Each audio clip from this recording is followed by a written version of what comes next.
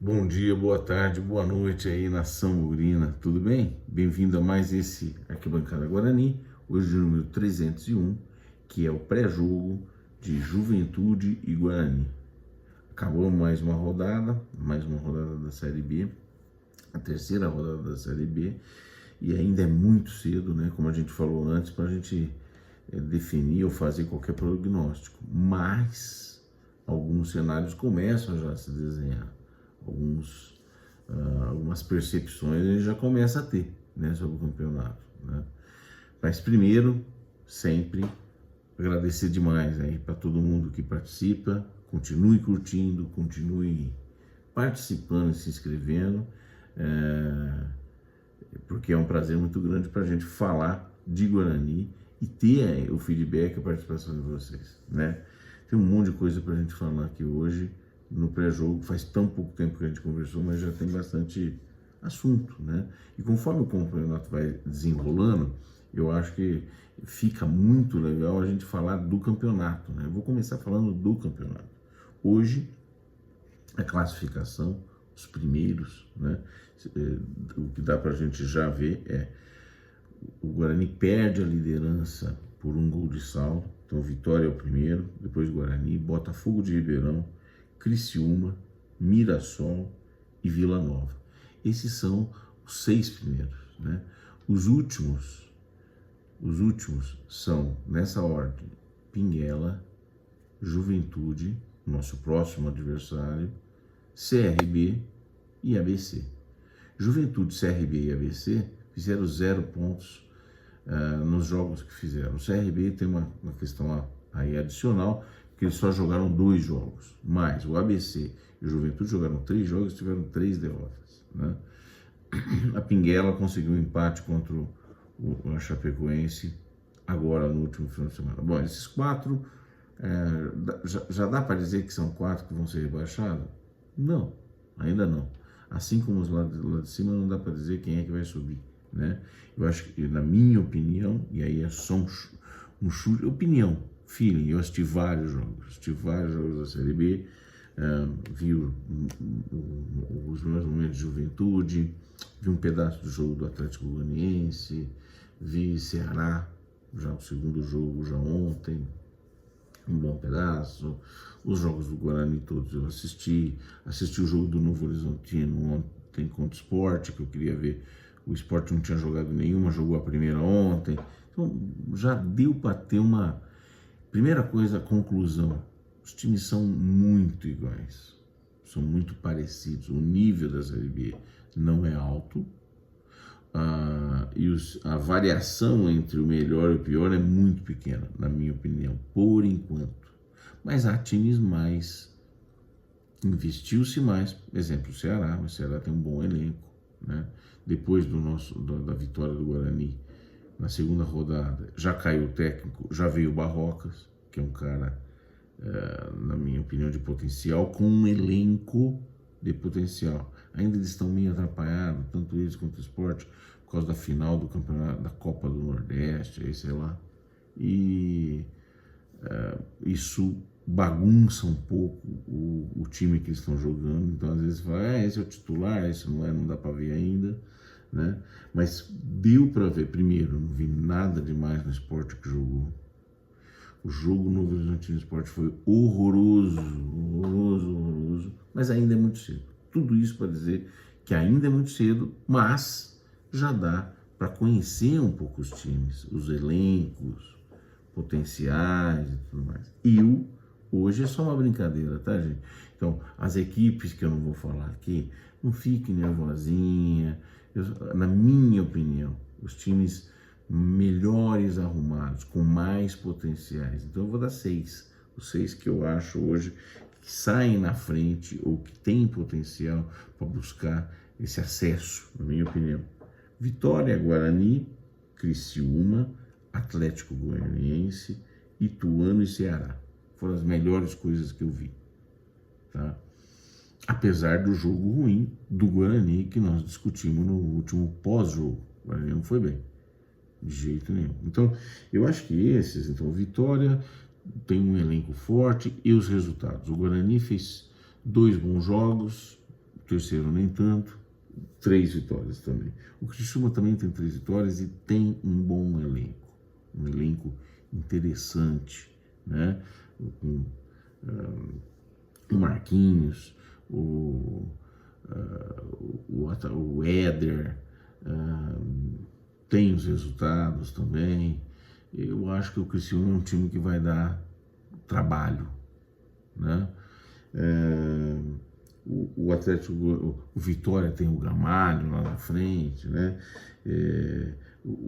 Além disso, o Atlético Goianiense acabou de demitir o técnico Moser, tem 5 pontos, mas eu acho que é um time ainda forte, ainda eu acho que pode dar caldo esse Atlético Goianiense. O Ituano, a gente viu no último jogo do Guarani, é um time que marca muito forte, não é um time de tanta tradição, mas tem alguns jogadores que fizeram um campeonato paulista razoável, ou tiveram um resultado razoável no campeonato paulista, e que na Copa do Brasil também duraram bastante e estão jogando com uma energia, uma marcação bem forte. Eu acho que pode dar algum caldo. E por último, o Ceará, que eu já falei. Tem agora um técnico, na minha opinião, um bom técnico. Já tinha um razoável técnico antes, né, que caiu. E tem um elenco bem recheado, né? Há outros elencos.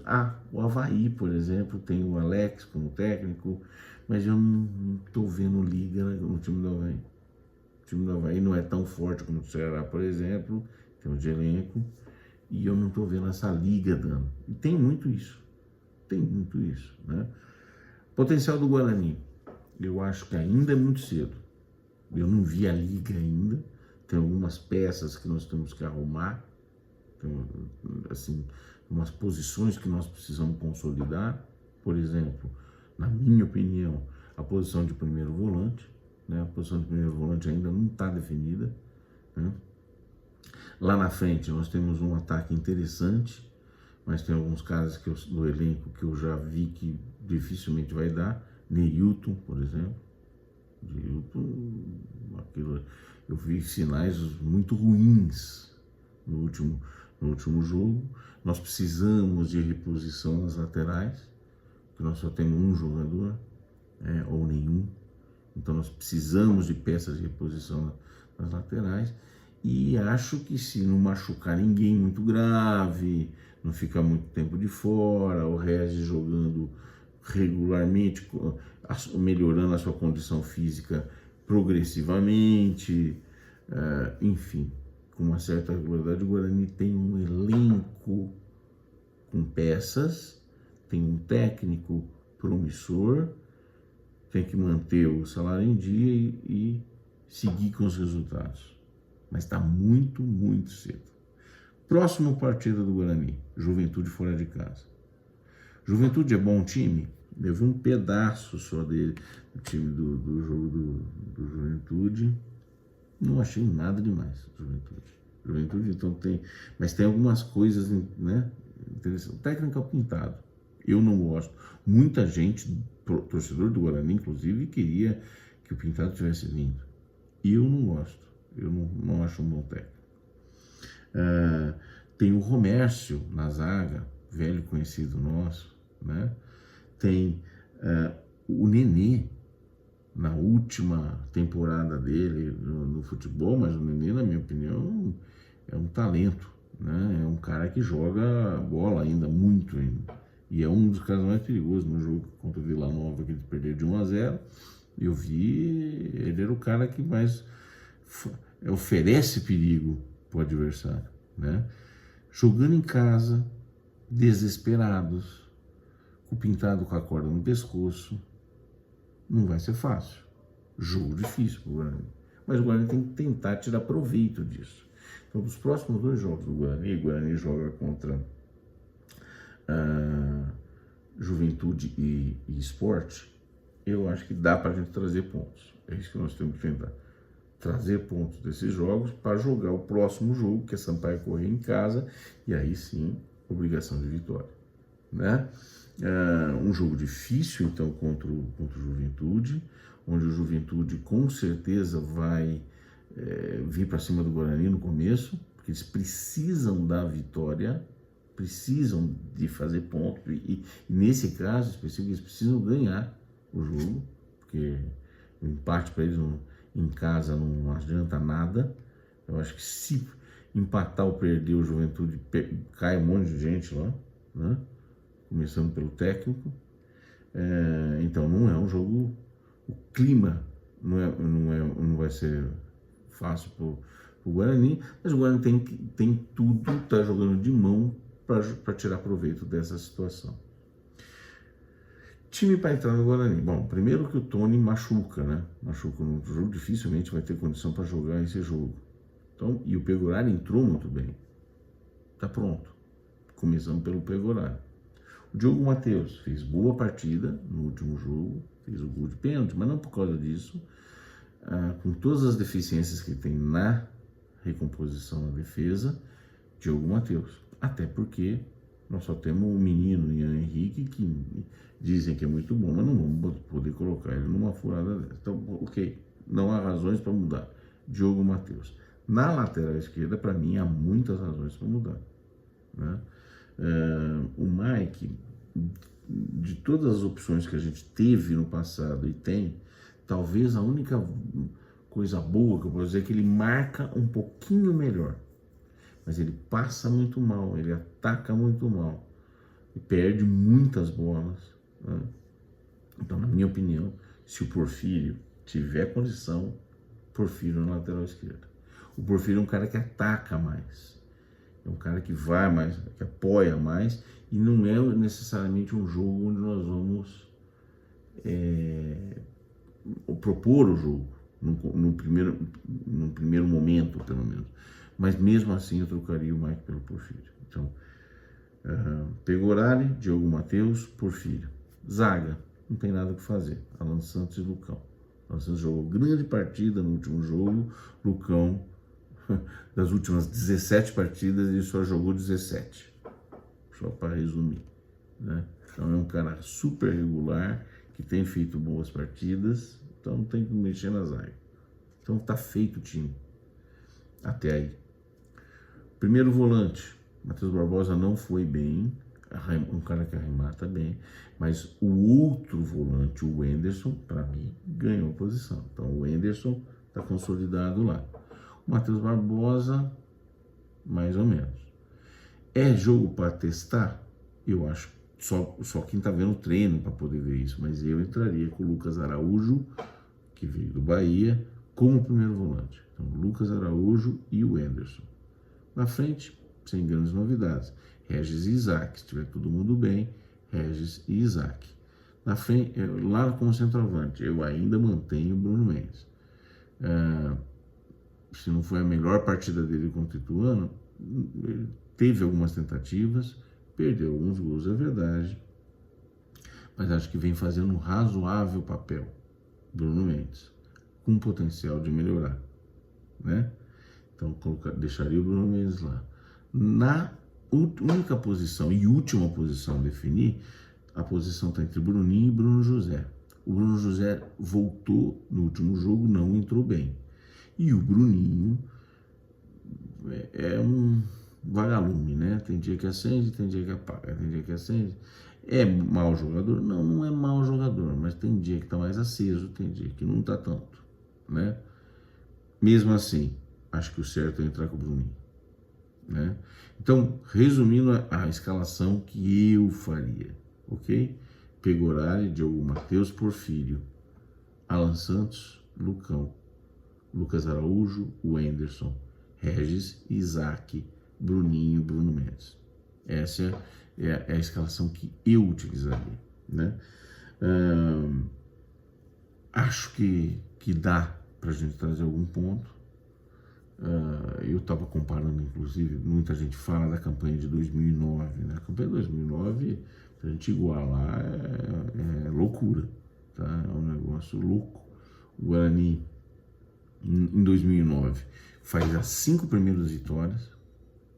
Na 6ª partida contra o Vasco em casa nós empatamos, e aí depois volta a ganhar o derby na 7ª partida. E aí o Guarani vai invicto, empatando e ganhando, até a 11ª. ele só vai perder a 12ª em casa para o Paraná Clube. Fez muito ponto. Fez muito ponto. Então, para o Guarani igualar, ainda estamos longe disso. Estamos longe de igualar qualquer coisa de 2009. 2009 foi uma campanha fenomenal, principalmente essa arrancada, né? Mas estamos muito longe ainda de chegar nesses números. É uma arrancada muito boa, são três jogos muito bons, mas estamos longe ainda de qualquer comparação ainda em relação a isso. Tomara que possamos comparar daqui a algumas rodadas, mas ainda não dá. Ainda não dá. O Guarani, dessas 3 primeiros jogos, fez 2 jogos muito bons contra o Avaí e contra o Ceará, 2 vitórias muito boas, principalmente na vitória contra o Ceará, né, em termos de resultado. O último jogo contra o Ituano, o resultado excelente. Não digo que chegou a não merecer a vitória, mas não jogou bem, né? Então, preocupou um pouco o futebol apresentado pelo Guarani contra o Ituano. Mas tem muito jogo. Eu garanto para vocês, se o Guarani não é o melhor time, com certeza não é pior do que ninguém na Série B. Não tem nenhuma equipe, na minha opinião, muito melhor que o Guarani na Série B. Tem alguns elencos, talvez um pouco mais recheados, como o Ceará, por exemplo, que a gente comentou, mas acho muito pouco provável existir um time na Série B muito melhor que o Guarani.